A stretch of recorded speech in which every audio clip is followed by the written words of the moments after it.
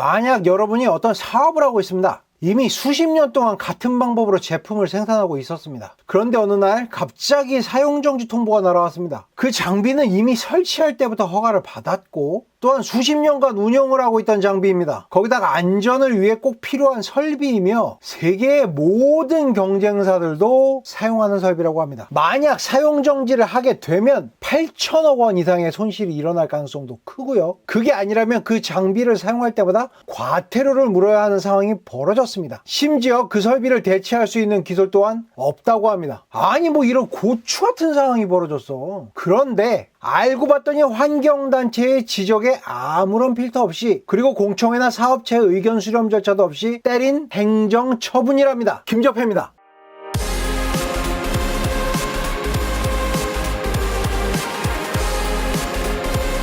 제가 한때는 철밥을 한 약 7년 정도 먹었습니다. PC방 사업이 망하고 철강도매 업체에 입사를 해서 철밥을 먹었습니다. 그때도 뭐 산재도 당하고 힘들게 일도 하고 여러 일도 있었지만 그래도 거기서 결혼도 하고 아들도 가지게 된 소중한 직장이었습니다. 비록 지금은 사정상 다른 곳에서 일을 하고 있지만 그래도 철강 관련 이슈는 좀 관심 있게 봅니다. 제가 일단 철에 대해서 짧게 설명드릴게요. 아시는 분은 아시겠지만 철은 철광석을 녹여서 그 안에 여러 처리를 거친 후에 코일 형태 또는 강관 형태로 만들어서 중간가공 업체한테 넘깁니다. 그럼 중간가공 업체들은 그 코일을 일정한 비율로 잘라서 예쁘게 싸요. 그 다음에 지역 도매나 소매 업체로 보냅니다. 그럼 지역 도소매 업체는 그렇게 가공된 원자재를 가공업체나 레이저집 또는 건설회사 같은 곳으로 보내서 판매를 하게 되죠. 그럼 그 원자재들은 가공이 되어서 여러분들이 쓰시는 다양한 제품이나 건축물을 만드는데 쓰여지게 됩니다. 그리고 그 과정에서 만들어지고 남은 고철들은 다시 수입업자들 손에 거쳐서 철강회사로 갑니다. 그런데 이제 이번 기사의 문제는 용광로입니다. 용광로. 용광로는 1년 365일 가동이 됩니다. 그래서 대체로 용광로에서 일하시는 분들은 3교대 또는 2교대로 한 달 내내 휴일 없이 로테이션이 된다고 합니다. 거기다가 추석이나 명절에도 용광로는 멈추지 않습니다. 추석이나 명절 또한 용광로를 지키는 분들이 남아서 용광로를 점검하고 확인을 한다고 합니다. 실제로 제 가장 친한 친구도 용광로 앞에서 일하는 친구가 있는데 그 친구도 책임자인지라 명절에 제대로 풀타임으로 쉬어본 적은 없다고 해요. 대신 대체 휴일을 보냈다고 합니다. 그런데 왜 용광로를 끄면 안 되냐? 용광로는 한번 불을 끄게 되면 그 안에 철이 다 굳어버린다고 해요.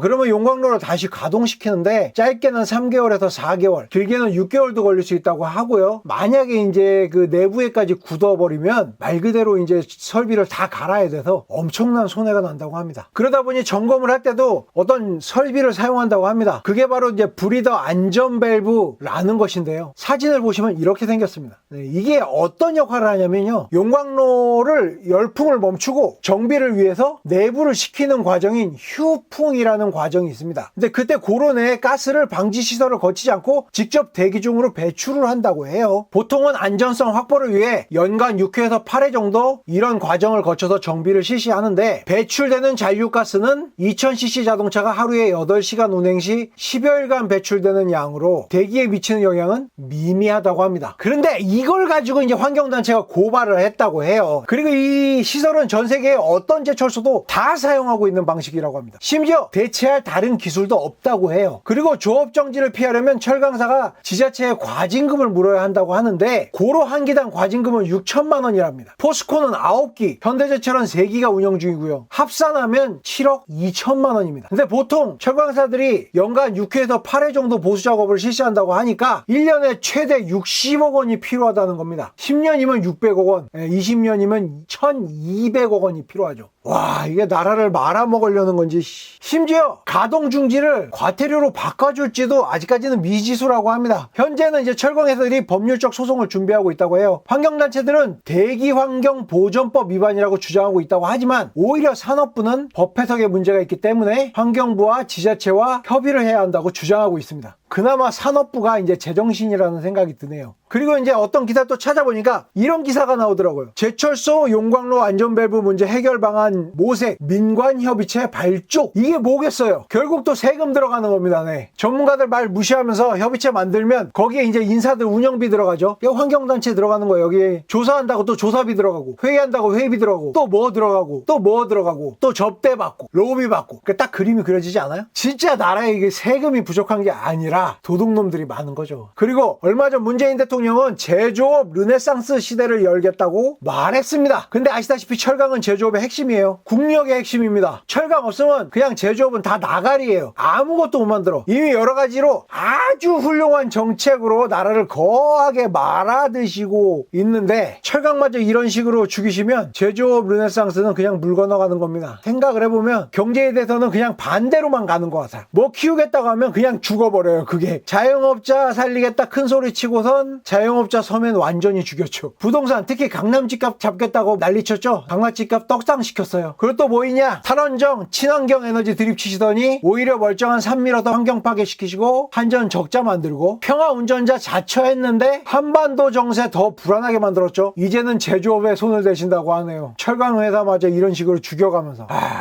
자꾸 한숨만 나오는데, 마지막으로 이제 제조업분들께 말씀드리겠습니다. 제조업분들 힘내세요. 달리 할 말이 없어요. 철강회사도 힘내세요. 나도 제조업 종사자네, 이렇게 생각해보니까. 김재혁이었습니다.